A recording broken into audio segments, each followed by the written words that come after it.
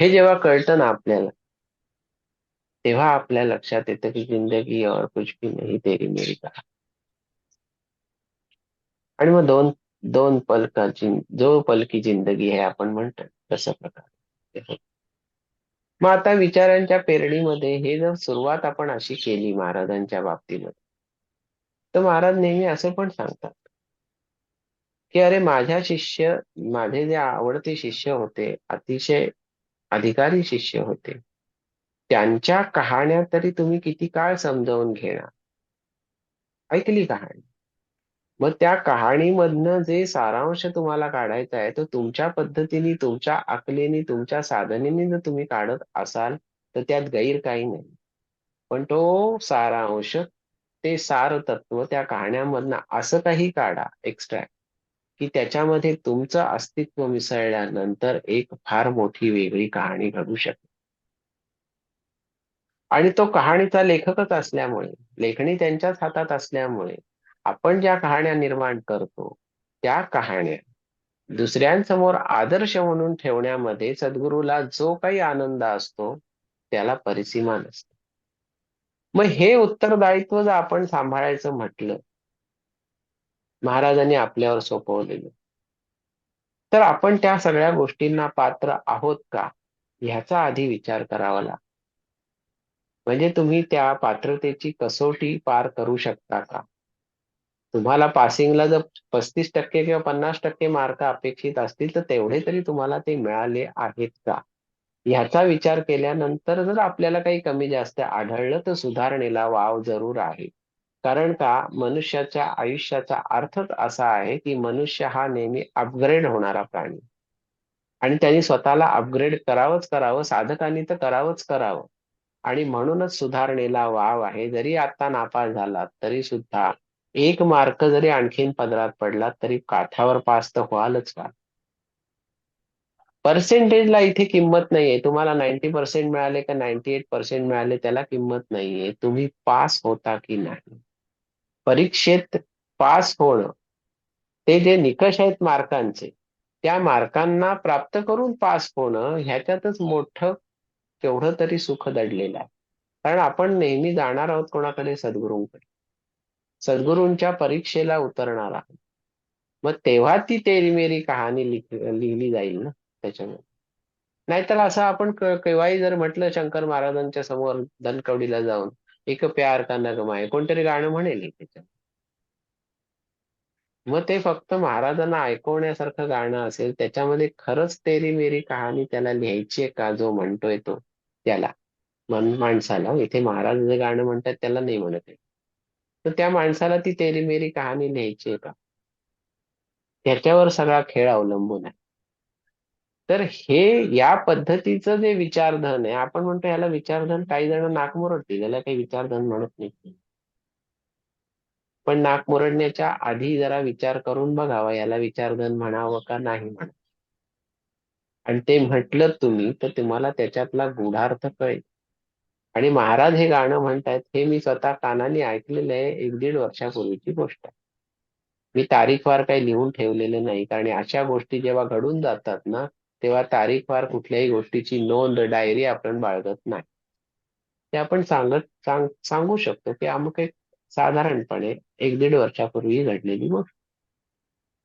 महाराजांनी गाणं म्हणावं आणि साधकांनी ते ऐकावं, ह्याच्यातच केवढं मोठं महत् भाग्य दडलंय. मी माझ्याबद्दल बोलत नाहीये. महाराजांनी अनेकांना अशी गाणी ऐकवली असतील. बालगंधर्वांना तर त्यांनी त्यांच्याच नाटकातली पदं कितीतरी वेळा ऐकवलेली आहे. मग बालगंधर्व तेव्हा असं म्हणाले असतील की नाही, देवा म्हणे माझा आवाज काहीच नाही, एवढा तुमचा आवाज आहे. तो साक्षात शिव आहे ना. शिवा आवडे संगीत, शिवा आवडे गायन. मग तुम्ही लक्षात घ्या ना की मम आत्मा गमला, बालगंधर्वाचं गाणं बालगंधर्वांनाच महाराज म्हणून दाखवत आहेत. काय वाटलं असेल त्यावेळेला त्या थोर गायकाला? काही वाटलं नसेल. तेरी मेरी कहाणी एवढंच वाटलं असेल गायकाला. जिंदगी और कुछ भी नहीं.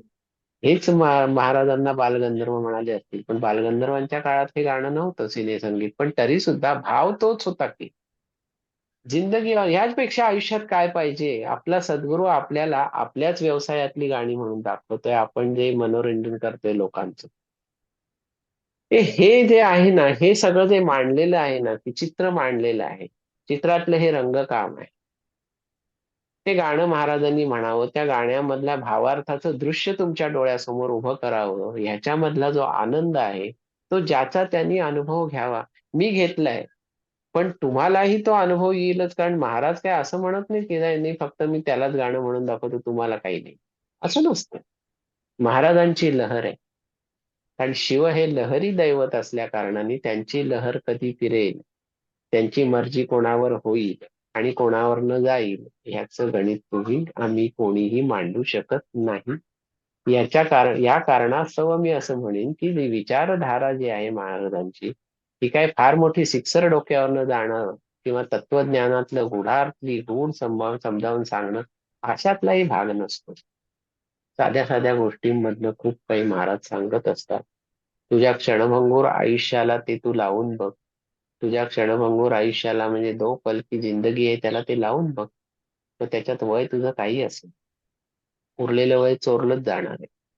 मग त्या सगळ्या वयाला हे जर सगळं लावून बघितलं तर तुझ्या लक्षात येईल ही कहाणी काय आहे, हे गाणं काय आहे, हे महाराजांचं तुला गाऊन दाखवणं म्हणजे नेमकं काय आहे. हे कळतं, हे उलगडतं, हे उमगत जातं ना, त्यातली मजा काही और असते. मग मी जेव्हा चिंतन करत होतो की मैं कैलास का रहने वाला हूँ, मेरा नाम है शंकर, दुनिया को दिखाने आया, कर ले कुछ अपना करे, हे बाजूलाच राहिलं. आणि हे वेगळंच काहीतरी गाणं समोर आलं. पण त्या गाण्याला अर्थ आहे. आता मग त्याच्यानंतर मला असं एकाने म्हटलेलं आठवलं की मेरे महबूब, हे जेव्हा गाणं आपण म्हणतो तेव्हा आमच्या डोळ्यासमोर म्हणे दुर्दैवाने ते म्हणाले होते, जगन्नाथ कुंटेच म्हणाले होते की मेरे महबूब म्हटल्यावर आमचं दुर्दैव आहे, म्हणाले आमच्या समोर शंकर महाराज उभे राहतात. आमच्या समोर एखादी नटी उभी राहत नाही. असं जगन्नाथ कुंटे जेव्हा म्हणाले होते ते आम्ही जाम हसलो होतो, असं म्हटल्यानंतर. पण नंतर जेव्हा मी त्याचा विचार केला ना, तर खरंच असं लक्षात येतं बाबा की मेरे महबूब म्हणजे शंकर महाराजच असू शकतात, दुसरं काही असू शकत नाही. कारण हम गया नहीं जिंदा आहे, आणि तुमच्या आयुष्यात तुम्हाला मिळणारी जी मेहबूबा आहे ना, ती कधीतरी वृद्ध होणार आहे, मरून जाणार आहे. आणि तुम्हाला सापडलेले जे मेहबूब आहेत ना, ते कधीही नष्ट पावणारे नाहीत, कारण त्यांना आदी नाही आणि अंत नाही. मग मेरे महबूब खरंच कुंटे म्हणतात ते दुर्दैव वेगळ्या अर्थाने जर घेतलं आपण, तर ते खरं म्हणाल तर परम सुदैव आहे की आपल्याला सापडलेले हे मेहबूब आहे. म्हणून तर मी प्रत्येक वेळेला म्हणतो की महाराजांकडे सगळ्या नात्यांमधनं पाहावं, त्याच्यामध्ये प्रेयसीच्या नात्यांनी पाहावं. आपण प्रेयसी व्हावं, महाराज आपले प्रियकर आहे. आपण प्रियकर व्हावं, महाराज आपली प्रेयसी आहे. हा सुद्धा भाव जेव्हा तुमच्या मनामधला नाहीसा होईल, तेव्हा त्या मेहबूब अर्थाचा म्हणजे मेहबूब या शब्दाचा खरा अर्थ तुम्हाला कळेल. त्याच्यात फार गमतीशीर गोष्टी आहेत ह्या सगळ्या. पण महाराज जेव्हा ह्या पद्धतीने आदान प्रदान करतात, महाराज जेव्हा या पद्धतीने समोरच्या खुर्चीमध्ये येऊन बसतात, महाराज जेव्हा या पद्धतीने ऐकत बसतात की काय बोलतायत आपल्याबद्दल, बघूया तरी अक्कल किती पाजळतोय ते बघूया तरी, अकलेचे तारे किती तोडतोय ते बघूया तरी, तेव्हा आपल्या लक्षात येतं की खरंच का महाराज हे मी सगळं बोलायला हवंय किंवा सांगायला हवंय. तर ते त्याच्यावर त्याचंही त्यांचं काही उत्तर नसतं. कारण शेवटी काय, हे जे सगळं ते चाललंय, हा जो व्याख्यान प्रपंच चाललंय, जे काय माझ्या अल्पमतीने मी जे काय बोलतोय, ते सगळं त्यांचंच देणं आहे. तेच पुरवतायत आणि ते देतात. म्हणजे जगन्नाथ कुंट्यांच्या एका व्याख्यानामध्ये मी असं ऐकलं होतं की जगन्नाथ कुंटे म्हणाले की आता प्रश्नोत्तरांचा तास हा माझा अतिशय आवडता तास असतो. तुम्ही प्रश्न विचारा, महाराज उत्तर देतील, असं त्यांचं वाक्य आहे त्या व्याख्यानामध्ये. थक्क करणार आहे. केवढी श्रद्धा आहे की तुम्ही मला प्रश्न विचारा, मी बोलेन, पण उत्तर कोण देणार आहे? माझ्या तोंडून महाराज उत्तर देतील. मग हे जेव्हा जितकं सत्य आहे तितकंच हेही सत्य आहे की मी इथे बोलायला बसलो आहे, पण बोलतायत महाराज. बोलविता धनी तो आहे. बोलविता धनी म्हणजे नुसतं तू बोल असं म्हणणारा नाही. तो काय काय विचार प्रगट करेल. कोणते कोणते गोष्टी तो सांगत बसेल याचा काही थांगपत्ता लागत नाही. आज रेकॉर्डिंग करायच्या आधी हे सगळं गाणं माझ्या तोंडून येईल किंवा हे सगळं गाणं आता मी गाणं मला आठवलं म्हणून मी ते लिहून काढलं. आयत्या वेळेला विसरलो तर काय करू? म्हणून मी ते लिहिलंय. म्हणून मला मध्ये मध्ये ते वहीत बघावं लागतंय. कारण माझी काही एवढी फिल्मी गाणी पाठ नाहीये. पण तरी सुद्धा हे गाणं मात्र मला त्यांनी जे सांगितलं ते मी लिहून काढलं. तर आठवत होतं तेवढं लिहून काढ. असा सगळा प्रकार आहे. मग हे जेव्हा आपण सगळं रामायण असं सगळं मांडत असतो की नाही, त्यावेळेला आपला जो परमेश्वर असतो तो समोर बसलेला असतो किंवा शेजारी बसलेला असतो, तो सगळं ऐकत असतो आणि कान देऊन ऐकतो. कधी कधी ते माझी चेष्टा पण करतात. असं त्या डोळ्यावरती चष्मा घेतात स्वतःच्या लावलेला आणि तो चष्मा असा नाकापर्यंत आणतात. नाकापर्यंत आणलेला चष्मा असं करून वरती बघतात आणि म्हणतात, वा बुवा, फार छान बोलता की तुम्ही. आणि ते हसतात. ही चेष्टा असते आणि ती चेष्टा मला फार आवडते. मी बुवा नाही किंवा मी प्रवचनकार नाही, कीर्तनकार नाही, मला ती कला अवगतही नाही कोणतीच. पण जे काय अल्पमतीने मी जे सांगत जातोय ते सगळं त्यांचं देणं आहे. हे असे आमचे महाराज आहेत. आता ह्या जोडीलाच आता हे आपण गाणं ऐकलं जे काय आहे ते. ते सगळ्यांना पुष्कळ लोकांना आवडतं वगैरे, फार सुंदर गाणं आहे. तर आता ह्या गाण्याचा विषय जरा बाजूला ठेवून एका महाराजांच्या एका भक्ताविषयी मला थोडस आता बोलायचंय आणि त्यांचं नाव आहे ओंकारनाथ भस्मे. ओंकारनाथ भस्मे हे सोलापूरचे कापड व्यापारी बर. आणि त्यांचं कापड दुकान होतं सोलापुरामध्ये. तर त्यांचे काय झालं, असं त्यांच्या बाबतीत अशी घटना घडली की मनोहर पंत पंढरपूरकर नावाचे त्यांचे मित्र होते, ते देवी भक्त होते.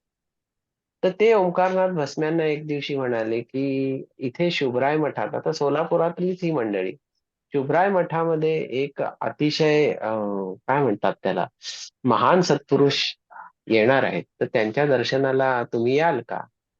तर ते म्हणाले येऊ. कारण ओंकारनाथ भस्मे सुद्धा श्रद्धाळू माणूस होता. तर ते त्यांना घेऊन गेले मनोहर पंत पंढरपूरकर आणि शुभराय मठात त्या दिवशी शंकर महाराजांचं आगमन झालेलं होतं. चला दर्शनाला म्हणून ते गेले होते त्यांच्याबरोबर. तेव्हा त्या पंढरपूरकरांनी त्यांची ओळख करून दिली, हे शंकर महाराज आहे. आणि तेव्हा त्यांनी काय सांगितलं मनोहर पंतांनी भस्म्यांना, की तुमचं जीवनमान जोपर्यंत आहे तोपर्यंत ज्या ज्या वेळेला तुम्हाला शंकर महाराजांच्या दर्शनाचा योग येईल त्या त्यावेळी तुम्ही त्यांचं दर्शन घ्या. केवढा मोठा सल्ला आहे. आणि त्यांना फक्त मनोभावे नमस्कार करा आणि बाकी काहीही त्यांना देऊ नका. म्हणजे ते आपण काय 50 वस्तू महाराजांना द्यायला नेतो ना, तसं काही नेऊ नका आणि त्यांच्याकडनं काही मागूही नका. हेही मनोहर पंतांनी त्यांना सांगितलं ओंकारनाथ भस्म्यांना. फक्त नमस्कार करा, काही देऊ नका, काही घेऊ नका, ते समर्थ आहे. तर भस्म्यांना ते फार भावलं कुठेतरी की हे जे दर्शन आहे समोर, हे जे अवलिया समोर बसलेलं आहे, त्यांच्या चरणावरती डोकं टेकायचंय आपल्याला.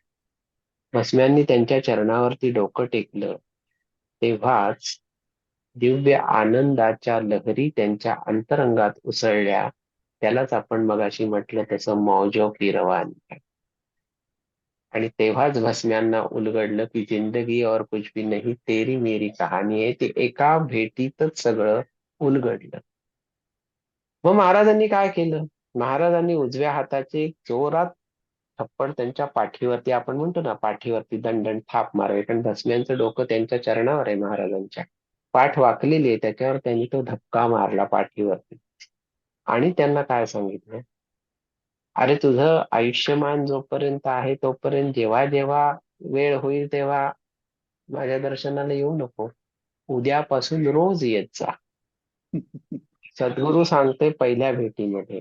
आणि तोपर्यंत माहित नाहीये की हेच आपले सद्गुरू आहे. पण तेरी मेरी कहाणी त्याच क्षणी लिहिली गेली. आणि मग ती लिहिले गेल्यानंतर काय घडलं? मग महाराज म्हणाले काहीतरी सेवा कर तू. मग सेवा काय? तर महाराजांना विडा कुठून द्यायचं काम महाराजांनी भस्म्यांकडे दिलं. आणि ते दिल्यानंतर मग भस्मे नित्य यायला लागले तिथे. महाराजांची सेवा करायला लागले, विडा कुठून द्यायला लागले. सगळं सगळं चालू आहे. आता महाराजांनी जो धक्का मारला पाठीमध्ये, त्यांनी काय झालं? तर परमार्थाचं दार उघडलं गेलं. जो आतापर्यंत त्या आयुष्यावरती जो मायेचा, प्रपंचाचा जो पडदा होता ना, तो एका क्षणात महाराजांनी ते अवगुंठन दूर करावं तसं ते केलं. म्हणजेच परमार्थाचं दार उघडलं गेलं, तेव्हापासून सेवा आरंभ. आता भस्मे हे कापड व्यापारी होते. आता काही व्यवहार त्या काळचे जे चालत असत ते हुंडीच्या द्वारे चालत असत. ते आता हुंडी हे प्रकरण आजकाल किती जणांना माहिती आहे माहित नाही. पण तुम्ही त्याची माहिती घ्या, तुम्हाला कळेल हुंडी म्हणजे काय असतं. ज्यांना माहित नाही त्यांच्यासाठी सांग. तर त्यांना त्या कापडाच्या खरेदी विक्रीसाठी मुंबईला 2,000 रुपयांची हुंडी द्यायची होती. आता 2,000 रुपये त्या काळातले हं. ब्रिटिशकालीन हा जमाना आहे. जवळपास 70, 75, 80 वर्षांपूर्वीचा काळ आहे. कदाचित 90 वर्षांपूर्वीचा काळ. तेव्हाचे 2,000 व्यापारी आहे. तर ती पैशाची जमवाजमव कशी करायची? आजकाल 2,000 पॉकेट मनी असतो मुलांना. ती गोष्ट सोडून द्या. पण ही जुळवाजुळव करायची कशी? त्या चिंतेत असतानाच त्यांच्या असं लक्षात आलं, की आपण आपल्या पार्टनरकडे जे आहेत त्यांचे ते पार्टनर त्यांच्याकडनं काही व्यवस्था होते का ते बघावं. म्हणून ते गुलबर्ग्याला गेले, कर्नाटकामध्ये. आणि त्या गुलबर्ग्यामधनं त्यांना त्या पार्टनरकडनं ते पैसे प्राप्त झाले. 2,000 रुपये घेऊन आता भस्म्यांना यायचंय. आता गाडीने येणार सहज. गाडी म्हणजे त्या काळी जी काही प्रवासाची साधनं होती त्या. पण त्यावेळेला नेमका गुलबर्ग्यामध्ये उरूस चालू असल्या कारणाने आलोट गर्दी होती. त्यांना गाडी काही मिळेना. मग आता थोडं अंतर का होईना चालत जावं. कुठून कुठे ते गेले त्याचा तपशील नाहीये. पण तो चालत जाण्यासाठी त्यांना जी वेळ मिळाली ती वेळ रात्र झाली. म्हणजे त्या सगळ्या व्यापामध्ये की गाडी मिळवणं, हे मिळवणं, ते नाही मिळाली. मग ते चालायला लागले रात्री. आणि ते भीती होती तेव्हा, चोरांची भीती तर फार होती. जवळ एवढे मोठी जोखमीची रक्कम 2,000 रुपये. तर ते चालतायत, तिकडे तिकडे बघतायत, कोणी नाही आसपास आणि निर्जन रस्ता लागला. तेव्हा किर्र काळोख वगैरे आणि आता कुठूनही चोर येतील वगैरे त्यांच्या मनात ती सगळी भीती होती. तेवढ्यात एक उंच नींच काळा सावळा मनुष्य त्यांच्या तिथे आला आणि त्यांच्या बरोबर चालायला लागला. तर ह्यांच्या मनामध्ये धडधड धडधड अशी ती भीती की हा चोर असावा कोणीतरी, कारण तो आपल्या बरोबर का चालेल. त्याच्या हातात काठी होती, अंगावरती घोंगडी होती आणि तो चालत होता. आता चालता चालता त्यांनी गप्पा मारायला सुरुवात केली. तर भस्मेंना थोडासा धीर आला. भस्मे त्याच्याशी राजकारणाविषयी, त्यावेळच्या प्रचलित राजकारणाविषयी गप्पा मारायला लागले. असं बरंच अंतर चालत चालत चालत कापलं गेलं. त्या गृहस्थांनी यांना पान सुपारी दिली, विडा खायला दिला त्यांना. आणि बरंच अंतर पार केल्यानंतर जेव्हा भस्मेंना गाडी मिळण्याचा काही योग आला, त्यावेळेला तो त्यांचा निरोप घेऊन निघून गेला. बसने मग गाडीने पुन्हा सोलापुरामध्ये आले. त्यांना ती मिळाली वगैरे. आणि नंतर नेक्स्ट डे, दुसऱ्या दिवशी जेव्हा ते दर्शनाला गेले महाराजांच्या, तेव्हा महाराजांनी त्यांची चांगली खरडपट्टी काढली. जणू तोंडच सोडलं महाराजांनी. महाराज म्हणाले, काय म्हणे तू माणूस आहेस काय मनुष्य आहेस?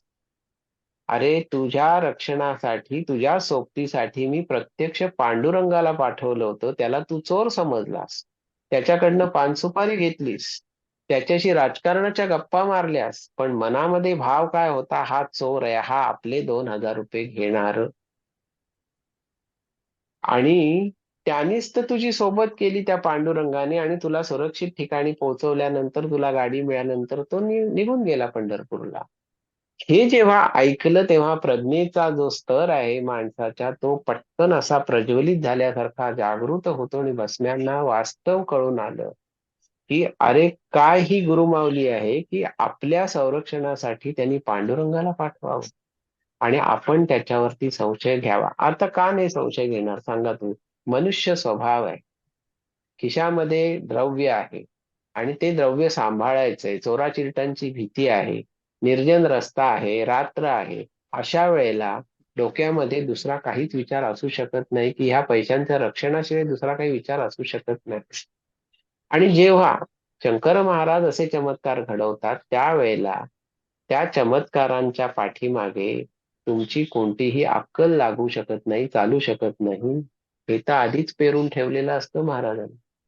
आणि मग महाराजांनी हे जेव्हा सगळं त्यांना सांगितलं, तेव्हा त्यांचा लख्ख प्रकाश पडला. आणि मग ती तेरी मेरी कहाणी खरी अर्थाने सुरू झाली त्यांची. आणि म्हणजे बघा, की ज्याच्या संरक्षणासाठी प्रत्यक्ष पांडुरंगाला जो पाठवतो, तर तो पाठवणारा, सोबत करणारा आणि सोबत स्वीकारणारा, या तिघांचा अधिकार केवढा मोठा आहे. म्हणजे पांडुरंग आणि शंकर महाराजांच्या बद्दल तर काही बोलायचे म्हणजे काही आपण बोलूच शकत नाही. पण मनुष्य प्राणी म्हणून जेव्हा भस्म्यांचा विचार करतो आपण, ओंकारनाथ भस्मे, तेव्हा आपल्या असं लक्षात येतं की त्या माणसाची सुद्धा केवढी पात्रता असेल, जी त्याला स्वतःला माहिती नव्हती, की ज्याचं प्रत्यक्ष साथ सोबत पांडुरंग करतोय. मग देणारा सद्गुरू, सोबत करणारा पांडुरंग आणि सोबत घेणारे भस्मे, ह्यांना त्रिवार वंदन करायलाच हवं. याचं कारणच असं आहे की नुसत्या ह्या नामस्मरणाने भस्म्यांचं जरी नाव घेतलं, तरी ही पांडुरंगाची आणि महाराजांची कृपा आपल्यावर होणार आहे, कारण ती व्यक्तीच त्या लायकीची होती भस्मे. म्हणजे आपण जेव्हा धनेश्वरांसारखे भक्त बघतो, प्रधानांसारखे भक्त बघतो, की इतर काही मी नावं घेतली त्यांच्यासारखे, त्याच्यामध्ये भस्मे, ओंकारनाथ भस्मे हे सुद्धा अग्रगणी नाव. भस्म्यांनी महाराजांची अनन्य भावे सेवा केली. त्याच्या अनेक कहाण्या आहेत. त्या कहाण्या कथानकाच्या ओघात आपल्या पुढे येतीलच. पण मग आपल्या मनात असा विचार येऊन जातो की अरे, भस्म्यांना नकळत का होईना पांडुरंगाची सोबत लाभली, आपल्याला ती लाभेल का? मग आपल्याला ती लाभायची असेल, तर त्या मागच्या ज्या सावल्या आहेत की नाही, त्या सावल्यांना विसरावं लागतं. त्या सावल्यांना महाराजांनी पुसून टाकावं लागतं. आणि तुमच्या ह्या सगळ्या ज्या जीवनाच्या ज्या खुणा आहेत मागच्या जन्मांपासून या जन्मापर्यंत आलेल्या, त्या इथेच ठेवून तुम्हाला ब्लॅक होल मध्ये म्हणजे शिवतत्वामध्ये सामावून जावं लागतं, सावलीचा आधार न घेता, कारण सावली निर्माणच होत नाही. मग आपण हे प्रत्येकाने एवढंच लक्षात ठेवावं की सावली निर्माण करायची का नाही, हे जरी आपल्या प्रत्येकाच्या लक्षात आलं, तरी खूप काही मिळालं असं मी समजतो या कथेच्या ओघामध्ये. मग त्या भस्म्यांना सोबत करणाऱ्या पांडुरंगाच्या चरणी शिरसाष्टांग नमस्कार करून आजचा भाग आपण इथेच संपूया. जय शंकर. जय शंकर, जय शंकर. जय शंकर.